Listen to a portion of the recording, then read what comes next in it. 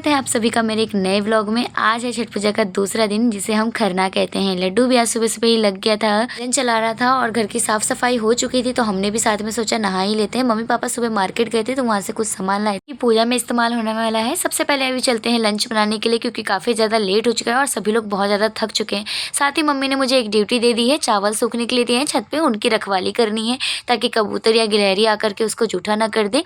लड्डू भी यहाँ पर आ गया था मेरा साथ देने के लिए, पर वो साथ देने से ज़्यादा तो मुझे परेशान कर रहा था। यहाँ मौसम तो अभी साफ़ है और धूप भी काफ़ी तेज़ हो रही है, इसलिए मुझे अम्ब्रेला का यूज़ करना पड़ रहा है। पर लड्डू की परेशानियों से मैं बहुत ज़्यादा परेशान हो चुकी थी, इसकी हरकतों से। ये कभी इधर भाग रहा है, कभी उधर भाग रहा था, कभी चावल को टच कर रहा था। तो इसको देखते हुए मैं नीचे उतर ही आई और चावल भी ऑलमोस्ट सूख चुके थे। नीचे आते के साथ ही मम्मी ने बोला कि पहले त्योहार वाले सारे बर्तन निकाल दो, तो सारे बर्तन निकाले और मम्मी ने साफ़ करके रख दिए थे। इधर साथ ही साथ पापा लग गए थे खाजा बनाने में, तो भैया भी आकर के उनको सिखाने लगे, बताने लगे कैसे करना है। पर उनसे भी नहीं बना तो फिर लास्ट में मुझे ही बैठना पड़ा और फिर मुझे भी एक्सपीरियंस नहीं है, पर हमने ट्राई किया तो ये काफ़ी अच्छा बन गया था। बहुत मेहनत लगी और तब जा कर के ये परफेक्टली बन पाया है। खाजा मिठाई एक नाम सुनने में बहुत ही आसान लगता होगा लेकिन बनाने में उतनी ही मुश्किल आती है। इसको कई सारी टेक्निक्स और काफ़ी सारी मेहनत और तब जा कर के हमें जो है एक परिणाम देखने को मिलता है। और देखते ही देखते हमारे परिणाम, सब्र का जो परिणाम है वो हमें दिख जाता है और कम समय में भी ये तैयार हो जाता है। पर कुछ बातों का हमें बहुत अच्छे से ध्यान रखना होता है।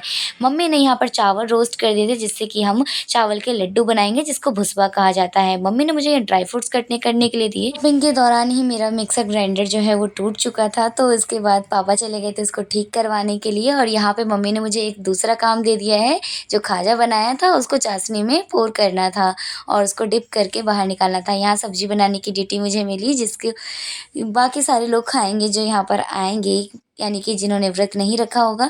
इतना सारा काम करने के बाद भी अभी तक थकान नहीं है। यही महिमा तो है छठी मैया की, जो हमें सबको इतना काम करने के बाद भी हमें बिल्कुल भी थकान महसूस नहीं होने देती। वक्त हो चुका था पूजा का, तो मम्मी सबसे पहले तो अपने रेडी हुई, उसके बाद उन्होंने पूजा की तैयारी की।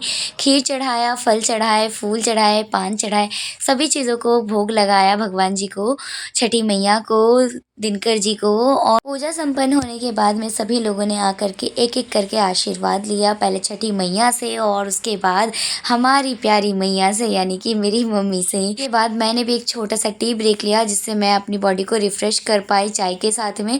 साथ ही साथ अब जो है वो प्रसाद वितरण की विधि शुरू हुई। सभी लोगों को प्रसाद बांटने के बाद में दीदी ने यहाँ चावल की रोटियां बनाई। का प्रसाद बहुत ही महत्वपूर्ण है, इसलिए मैंने भी अपने लिए निकाला था जो काफ़ी यमी था।